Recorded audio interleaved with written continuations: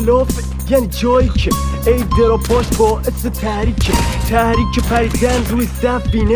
میفهمی که تو هم نوبی، خب همینه. اینجا همه گیمرن، میخوای باشی مثل باز، هیچ کدوم از تصمیمات نمیمونه پاد. اینجا کالاف لعنتی پاپچی نیستش، خبری از داداشی و آبچی نیستش. اینجا کالافه بکش تا کشته نشی، اینجا نصف اسنایپرن نصف باشی. پینگ بالا داره اینجا بیداد میکنه، تیرای منم داره هی باگ میخوره. همه کنار همن تو مپ خوب و خفن، همه فقط میخوان پول بتل پس رو ندن. همه نوبی خودت اون را نزن، اگه گیمری روی سفینه جا نزن.